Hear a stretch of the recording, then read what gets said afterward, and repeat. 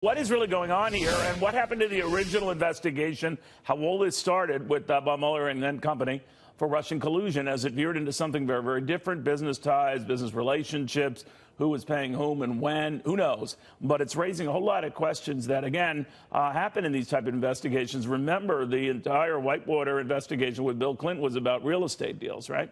And it veered into one about an intern and a blue dress. It's just unusual, but it is actually a part of historical record that these things go way off course.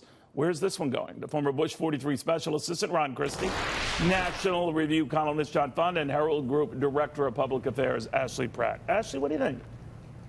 Well, I think that there's a lot of things to kind of unpack here, like as we move forward, Neil. I think his poll numbers are very, very low. I think at this point, he's really struggling. He's got the economy, going on his favor. But I think that as we're moving forward, there are a lot of things that we should be looking at overall. And I do think that as these scandals start to plague the White House, he's really going to have a hard time trying to move forward and move his economic agenda forward. People always start weighing, what the heck are they looking at then? John Fund, I'll weigh this with you, but if you're going back to a guy who's worked with Donald Trump for 40 plus years, it's all about business relationships. It's all about maybe business transactions. This was before the Michael Cohen developments here. So you start piecing together, all right, what would they be wanting to get? Because all of this, of course, would predate any of the Russian allegations. So you leap into a lot of areas.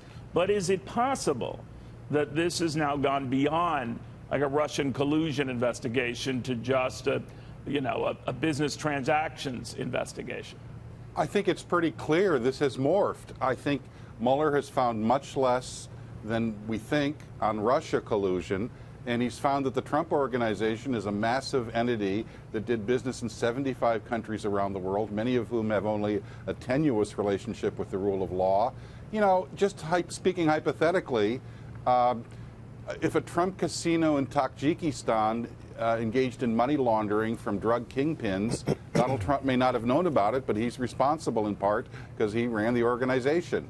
So there's lots of stuff that I'm sure Trump has been involved in over 30 years that may not be legally liable to him, but it will be tremendously politically embarrassing, especially if it becomes an October surprise leak just before the election.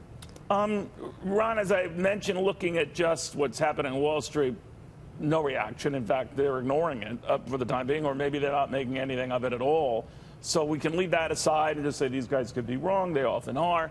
But I do pay attention to these polls that are popping up, and we're going to be getting into this a lot in the next couple of hours. In battleground states, where the president or Republicans could have a devil of a time, Republicans are particularly getting chastised on all this tariff stuff and all. Which is weighing more, do you think? Well, hey, Neil, I think what's weighing more on the minds of consumers is, one, the economy seems to be doing very well, and people who've been looking for jobs have them.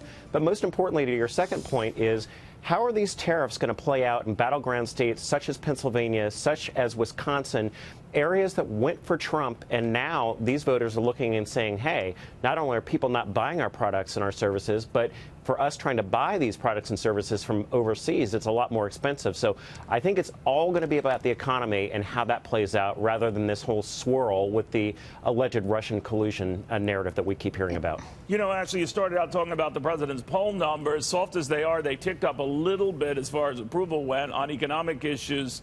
Pretty strong, but in these battleground states, problematic. And the concern right now seems to be tariffs that would not be greeted favorably in places like Pennsylvania and Illinois and Texas. What do you make of that? Yeah, so his current poll numbers are sitting around the low 40s, which going into midterm elections should be concerning to Republicans. But at the same time, there were recent polls last week from Quinnipiac and NPR that showed him hovering in the high 30s, which is even more concerning, I think. But then you look at the poll I think you're referencing, Neil, which was the economic impact overall and how people perceive him handling the economy, which sits at a high 50%. So I do think that there is room there if he sticks to the economic messaging.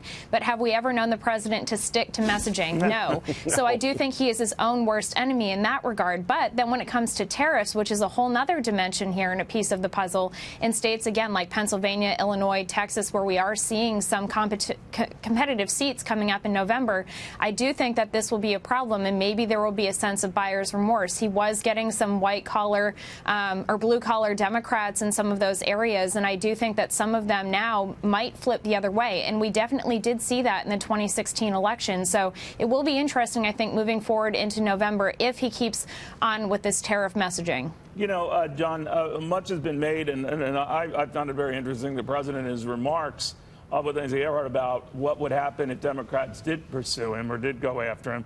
And that was, I thought, his Tony Soprano moment there, where he was saying, you know, go ahead, make my day, go after me, but it would be a shame if the market tanked. It would not look good. In other words, he was envisioning that we'd be looking at the market falling substantially and all of that. He might be very right on that, but what did you make of the fact that he held that out as a possibility, that if this is what you want, this is what you're going to get?